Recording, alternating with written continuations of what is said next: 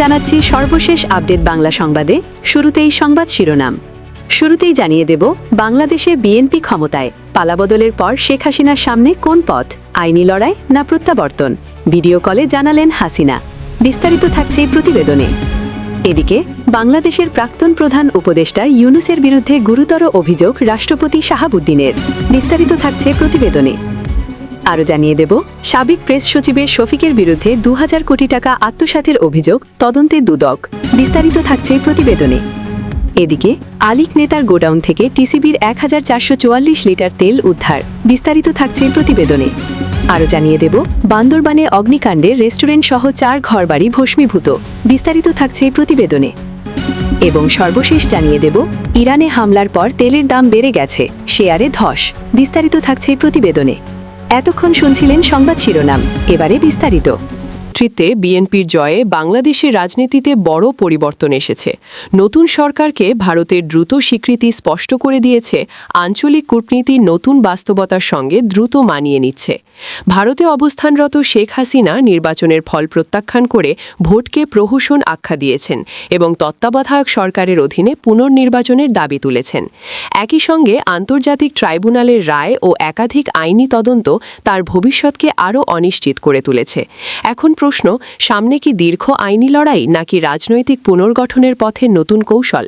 নিরাপত্তা পরিস্থিতি ও কূটনৈতিক সমীকরণ কিভাবে প্রভাব ফেলবে? এই পরিবর্তিত প্রেক্ষাপটে শেখ হাসিনার সামনে কি সম্ভাব্য পথ খোলা রয়েছে? শেখ হাসিনার সামনে আইনি ঝুঁকি এখন শুধু তদন্তে সীমাবদ্ধ নেই। আন্তর্জাতিক সংবাদ মাধ্যম বিশেষত রয়টার্সের প্রতিবেদনে উল্লেখ করা হয়েছে যে বাংলাদেশের আন্তর্জাতিক অপরাধ ট্রাইব্যুনাল তাকে ২০২৪ সালের ছাত্র আন্দোলন দমনের ঘটনায় মানবতাবিরোধী অপরাধের মামলায় দোষী সাব্যস্ত করে মৃত্যুদণ্ডের রায় ঘোষণা করেছে। রায়ে বলা হয়েছে, নিরাপত্তা বাহিনীর অতিরিক্ত বলপ্রয়োগের দায় শীর্ষ প্রশাসনিক স্তর পর্যন্ত গিয়েছিল। হাসিনা এই রায়কে রাজনৈতিক উদ্দেশ্য প্রণোদিত বলে দাবি করেছেন এবং বিচার প্রক্রিয়ার নিরপেক্ষতা নিয়ে প্রশ্ন তুলেছেন। জাতিসংঘের মানবাধিকার মহলও এই মৃত্যুদণ্ড নিয়ে উদ্বেগ প্রকাশ করেছে। এদিকে অন্তর্বর্তী সরকার তার প্রত্যর্পণ প্রসঙ্গও বিবেচনা করছে বলে একাধিক প্রতিবেদনে উল্লেখ রয়েছে। এখন বিএনপি ক্ষমতায় আসার পর প্রশ্ন উঠছে, তারা কি এই আইনি প্রক্রিয়াকে আরও দ্রুত এগিয়ে নেবে নাকি আন্তর্জাতিক চাপ ও কূটনৈতিক সমীকরণ মাথায় রেখে ধাপে ধাপে পদক্ষেপ করবে? নতুন সরকারের অবস্থানই ঠিক করবে এই মামলা শুধুই আইনি লড়াই থাকবে নাকি তা বৃহত্তর রাজনৈতিক বার্তায় পরিণত হবে। দশকের পর দশক নানা সংকট অতিক্রম করে শেখ হাসিনা দক্ষিণ এশিয়ার অন্যতম প্রভাবশালী মহিলা রাজনৈতিক ব্যক্তিত্ব হিসেবে টিকেছিলেন। বিদেশে থাকলেও আওয়ামী লীগের ভিতরে তার প্রভাব এখনও অটুট। তবে দূর থেকে দল পরিচালনার সক্ষমতা পরীক্ষার মুখে পড়তে পারে। ক্ষমতা পরিবর্তনের সময় দলগুলির ভিতরে পুনর্বিন্যাস স্বাভাবিক। শীর্ষ নেতাদের বিরুদ্ধে আইনি তদন্ত শুরু হলে সাংগঠনিক ঐক্যেও চাপ পড়তে পারে। এদিকে বাংলাদেশের প্রাক্তন প্রধান উপদেষ্টা ইউনূসের বিরুদ্ধে গুরুতর অভিযোগ রাষ্ট্রপতি শাহাবুদ্দিনের। দেশে নয়া সরকার ক্ষমতায় আসতেই মোহাম্মদ ইউনূসের বিরুদ্ধে গুরুতর অভিযোগ করলেন বাংলাদেশের রাষ্ট্রপতি মোহাম্মদ শাহাবুদ্দিন। দেশের একটি সংবাদপত্রকে দেওয়া সাক্ষাৎকারে তিনি জানান, গত ১৮ মাসে একাধিকবার তাকে রাষ্ট্রপতির পদ থেকে হটানোর চেষ্টা করেছেন পূর্ববর্তী অন্তর্বর্তী প্রশাসনের প্রধান উপদেষ্টা ইউনূস। রাষ্ট্রপতি মোহাম্মদ শাহাবুদ্দিন বলেন, আমি ৩ সেনাপ্রধানের কাছ থেকে বিপুল সাহায্য পেয়েছি। বিভিন্ন সময়ে এই সাহায্য আমার নৈতিক শক্তিকে অটুট রেখেছে। তারা আমায় একটাই কথা বলেছিলেন, আপনি সেনাবাহিনীর সুপ্রিম কমান্ডার। আপনি পরাজিত হওয়ার অর্থ পুরো সেনাবাহিনীর হার। আমরা যে কোনোভাবে এর বিরুদ্ধে রুখে দাঁড়াব। আর সবশেষে তারা সেটাই করে দেখিয়েছেন। ইউনূসের শাসনকালে সংবিধান লঙ্ঘনের বহু চেষ্টা হয়েছে। তিনি আরও বলেন, বিভিন্ন দিক দিয়ে আমাকে হটানোর জন্য নিশানা করা হয়েছিল, কিন্তু কোনো অবস্থাতেই আমি ভেঙে পড়িনি। সংবিধান বিশেষজ্ঞদের মতে রাষ্ট্রপতি অপসারণ হলে সংবিধান লঙ্ঘন করা হবে এবং সামরিক বাহিনীর শৃঙ্খল, আমলাতন্ত্র এবং বিচার বিভাগে এর প্রভূত প্রভাব পড়বে। রাষ্ট্রপতি জানান, তিনি স্পষ্টতই বলতে পারেন যে নতুন প্রধানমন্ত্রী তারেক রহমানের নেতৃত্বে বর্তমান ক্ষমতাসীন বিএনপির শীর্ষ নেতৃত্ব তার পাশে দাঁড়িয়েছেন এবং সাংবিধানিক ধারাবাহিকতা রক্ষা করার প্রতিশ্রুতি ব্যক্ত করেছেন। শাহাবুদ্দিন জানান, জানান সেই সময়ে রাতারাতি তার বাসভবন বঙ্গবনের সামনের রাস্তায় উন্মত্ত জনতা জড়ো হয়েছিল। তাকে পদত্যাগ করার জন্য চাপ দেওয়া হচ্ছিল। তখন সেনাবাহিনী রাষ্ট্রপতির বাসভবনের চারপাশে জোরদার নজরদারি চালিয়েছিল। তার প্রশ্ন, ২০২৪ সালের ২২ অক্টোবর বঙ্গবন অবরুদ্ধ করা হয়েছিল। এই দল সেই দল মঞ্চ, রাতারাতি এত প্ল্যাটফর্ম তৈরি হয়েছিল। এরা একই ধরনের মানুষ, বিভিন্ন ফোরামে বিভিন্ন নামে কাজ করছিল। তারা এত টাকা কোথা থেকে পেল? রাষ্ট্রপতির কথায়, সেই রাত্রি আমার জন্য দুঃস্বপ্নের মতো ছিল। সেনাবাহিনী খুব দৃঢ়ভাবে পরিস্থিতি নিয়ন্ত্রণ করেছিল। অন্তর্বর্তীকালীন সরকারের অন্তর্মহল থেকে অপসারণের আরেকটি প্রচেষ্টা করা হয়েছিল, যখন সেনা, নৌ ও বিমান বাহিনীর প্রধানরা সরাসরি ইউনূসকে বলেছিলেন তারা কোনো অসাংবিধানিক পদক্ষেপ নিতে দেবেন না। আরও জানিয়ে দেব, সাবেক প্রেস সচিবের শফিকের বিরুদ্ধে ২,০০০ কোটি টাকা আত্মসাতের অভিযোগ, তদন্তে দুদক। সদ্যবিলুপ্ত অন্তর্বর্তী সরকারের প্রধান উপদেষ্টার সাবেক প্রেস সচিব শফিকুল আলমের বিরুদ্ধে দুর্নীতি, চাঁদাবাজি ও ক্ষমতার অপব্যবহারের গুরুতর অভিযোগ উঠেছে।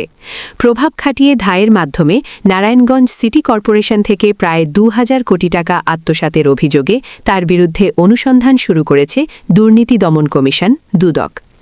সূত্র অনুযায়ী শফিকুল আলম প্রধান উপদেষ্টা ড. মোহাম্মদ ইউনূসের নাম ব্যবহার করে বিভিন্ন স্থানে চাঁদাবাজি ও মন্ত্রণালয়গুলোতে অনৈতিক ব্যবসায়িক সুবিধা গ্রহণে চেষ্টা করেছেন।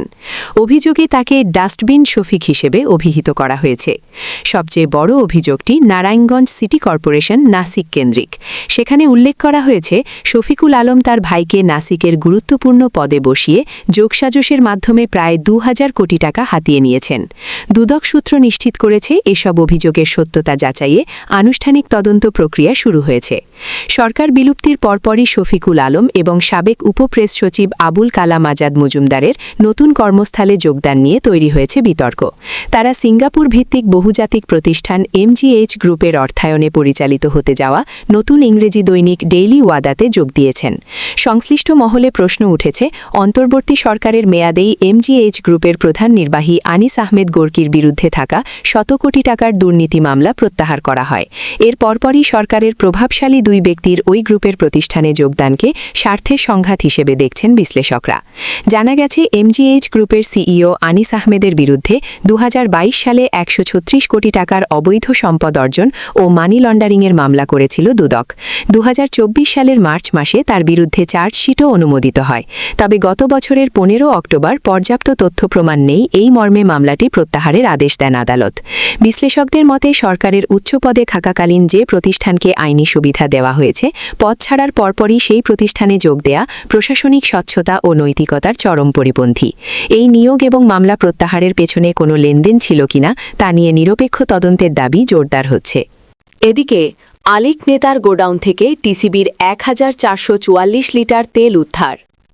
জামালপুর পৌর শহরে আওয়ামী লীগ নেতার গোডাউন থেকে ১,৪৪৪ লিটার টিসিবির ভোজ্য তেল জব্দ করেছে ভোক্তা অধিকার অধিদপ্তর ও র্যাব।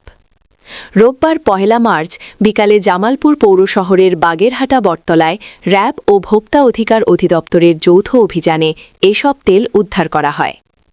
জানা যায়, গোপন খবর পেয়ে রোববার বিকালে পৌর শহরের বাগেরহাটা বটতলায় নূর রাইস মিলের পরিত্যক্ত গোডাউনে যৌথ অভিযান পরিচালনা করে ভোক্তা অধিকার অধিদপ্তর ও র্যাব। এ সময় ইট দিয়ে পুঁতে রাখা অবস্থায় টিসিবির ৭২২ বোতল ভোজ্য তেল জব্দ করা হয়। প্রতিটি বোতলে ২ লিটার করে ভোজ্য তেল রয়েছে। গোডাউনের মালিক মৃত মনসুর মিয়া। তিনি জেলা আওয়ামী লীগের সাবেক সাধারণ সম্পাদক ছিলেন। এ ঘটনায় জিজ্ঞাসাবাদের জন্য শাহিন ও স্বাধীনবাবু নামে দুজনকে আটক করেছে র্যাব। র্যাবের কোম্পানি কমান্ডার মেজর লাবিব বলেন, প্রতিটি বোতল থেকে টিসিবির মোড়ক তুলে ফেলা হয়েছে। বোতলের মুখের দিকের প্লাস্টিক তুলে ফেলা হয়েছে। তবুও কয়েকটি বোতলে এসব মোড়ক রয়েছে। আরও অনেক বোতল তেল বিক্রি করা হয়েছে। এ বিষয়ে আইনি ব্যবস্থা নেওয়া হবে। আরও জানিয়ে দেব, বান্দরবানে অগ্নিকাণ্ডে রেস্টুরেন্টসহ ৪ ঘরবাড়ি ভস্মীভূত। বান্দরবান শহরের উজানিপাড়ায় ভয়াবহ অগ্নিকাণ্ডে একটি রেস্টুরেন্টসহ ৪টি ঘরবাড়ি সম্পূর্ণ পুড়ে গেছে। সোমবার ২ মার্চ ভোর ৪:৩০ দিকে এ ঘটনা ঘটে। স্থানীয় সূত্রে জানা যায়, উজানিপাড়া এলাকার রেকাইং রেস্টুরেন্টে আগুনের সূত্রপাত হয়। পরে আগুন দ্রুত আশপাশের বসতঘরে ছড়িয়ে পড়ে। এতে রেস্টুরেন্টসহ ৪টি ঘরবাড়ি ভস্মীভূত হয়। এলাকার বাসিন্দা উথওয়াইপ্রু জানান, ভোরে রেস্টুরেন্টের আশপাশে আগুনের লেলিহান শিখা দেখতে পেয়ে স্থানীয়রা দ্রুত ফায়ার সার্ভিসে খবর দেন। বান্দরবান ফায়ার সার্ভিসের সহকারী পরিচালক আব্দুল মান্নান আনসারি বলেন, খবর পাওয়ার পর ফায়ার সার্ভিসের 2টি ইউনিট দ্রুত ঘটনাস্থলে পৌঁছে আগুন নিয়ন্ত্রণে কাজ শুরু করে। প্রায় 2 ঘণ্টার চেষ্টায় আগুন নিয়ন্ত্রণে আনা সম্ভব হয়। তিনি আরও জানান, আগুনের সূত্রপাত ও ক্ষতির পরিমাণ এখনও নিরূপণ করা যায়নি। এদিকে ইরানে হামলার পর তেলের দাম বেড়ে গেছে, শেয়ারে ধস। সপ্তাহ জুড়ে যুক্তরাষ্ট্র ও ইসরায়েল ইরানের ওপর হামলার পর বিশ্বব্যাপী তেলের দাম বেড়ে গেছে। সোমবার এশিয়ার জ্বালানি বাজার খোলার শুরুতেই দেখা গেছে ব্রেন্ট ক্রুড এবং নিম্যাক্স লাইট সুইট অয়েল দুইটির দামই 10% বেশি বৃদ্ধি পেয়েছে। বাড়ার পরে কিছুটা কমলেও দাম ঊর্ধ্বমুখী রয়েছে। ব্রেন্ট ক্রুড অয়েলের দাম ব্যারেল প্রতি প্রায় $79.30, যা প্রায় 9% বেশি। অন্যদিকে নিম্যাক্স লাইট সুইট অয়েলের দাম প্রায় $72.70, যা প্রায় 8.5% বেড়েছে। সংবাদ মাধ্যম আল জাজিরা বলছে, যুক্তরাষ্ট্র ও ইসরায়েলের ইরান বিরোধী হামলার প্রভাব মূল্যায়ন করছেন বিনিয়োগকারীরা। এ পরিস্থিতিতে আন্তর্জাতিক বাজারে অপরিশোধিত তেলের দাম হঠাৎ বেড়ে গেছে আর শেয়ার বাজারে নেমেছে পতন। সোমবার সকালে এশিয়ার বাজারে ব্রেন্ট ক্রুডের দাম এক পর্যায়ে 13% পর্যন্ত লাফিয়ে ওঠে। পরে তা কিছুটা স্থিতিশীল হয়। টোকিও সময় দুপুর নাগাদ আন্তর্জাতিক মানদণ্ড ব্রেন্টের দাম ব্যারেল প্রতি $76.48 দাঁড়িয়েছে, যা প্রায় 5% বেশি। এছাড়া এশিয়ার শেয়ার বাজার দিন শুরু করেছে নিম্নমুখী অবস্থায়। হংকংয়ের হ্যাং সেং সূচক প্রায় 2% এবং জাপানের প্রধান সূচক নিক্কেই 225 প্রায় 1.5% কমে যায়। যুক্তরাষ্ট্রের নিয়মিত লেনদেন সময়ের বাইরে কেনাবেচা হওয়া স্টক ফিউচারেও বড় ধরনের পতন দেখা গেছে, আর এটি ওয়াল স্ট্রিটে অস্থির একদিনের ইঙ্গিত দিচ্ছে। প্রধান সূচক S&P 500 ও প্রযুক্তি নির্ভর নাসডাক কম্পোজিটের ফিউচার উভয়ই প্রায় 0.7% নিচে নেমে গেছে।